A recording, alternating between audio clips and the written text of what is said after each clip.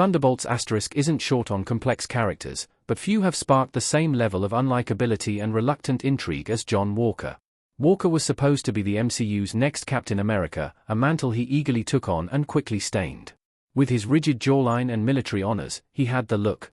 However, where Steve Rogers inspired trust, Walker failed to. He's brash, self-righteous, emotionally volatile, and yet, there's something undeniably compelling about his downward spiral. John Walker may be the most unsympathetic character in the MCU timeline, but that might just be what makes him fascinating. John Walker is not a villain in the traditional sense, nor a hero fallen from grace. He exists in a morally grey space that the MCU doesn't often dwell in. He's a man who stepped into a role that was never meant for him, tried to mold it to his image, and then shattered everything it stood for, and he did it all while insisting he was the good guy. That brand of delusion, entitlement, and self-pity doesn't exactly scream fan favorite, but it does make for a uniquely human, and surprisingly captivating, addition to the MCU. John Walker was meant to be Steve Rogers' Captain America replacement. In The Falcon and the Winter Soldier, John Walker is introduced as the government's handpicked successor to Steve Rogers. A decorated war hero with multiple medals of honor, Walker is clearly no stranger to sacrifice or battlefield valor. But being Captain America is about more than credentials, it's about character, restraint, and moral clarity. Unfortunately, Walker never understood that. Initially, he tries to live up to the role. However, cracks start to show early. He's impatient, insecure, and deeply uncomfortable being second-guessed, especially by Sam Wilson and Bucky Barnes, two men who knew Steve personally. That insecurity reaches a breaking point after repeated failures against the Flag Smashers, culminating in the death of his best friend, Lemar Hoskins. Consumed by grief and desperate to assert control, Walker takes a stolen vial of the super soldier serum. Not long after, he brutally murders one of the Flag Smashers, not the one responsible for Lemar's death, just one who happened to be there.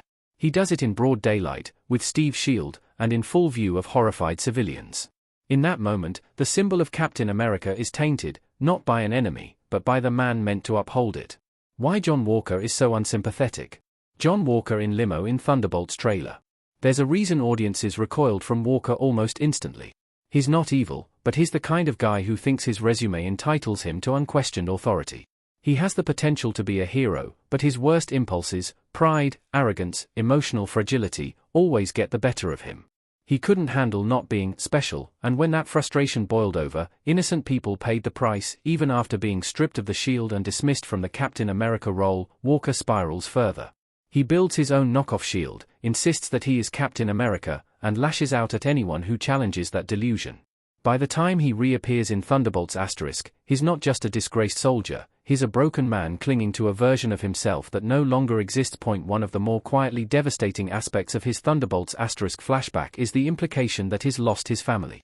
He snaps at his wife, neglects his child, and seems utterly consumed by his own self-loathing.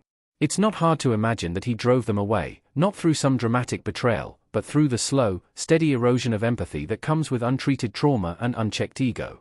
That, in many ways, makes him even harder to root for.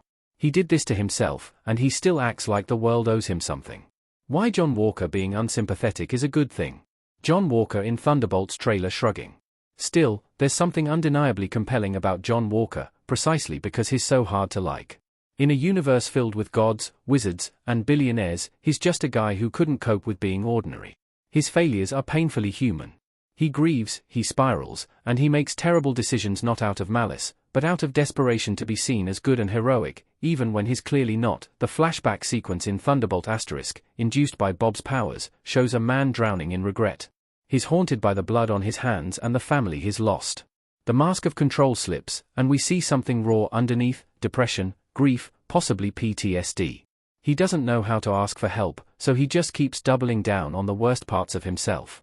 Walker isn't a role model. He's not even a cautionary tale in the traditional sense. Rather, a reminder that not every broken character needs to be redeemed with a grand gesture or forgiven with a witty one-liner. Some people are just messy, complicated, and difficult.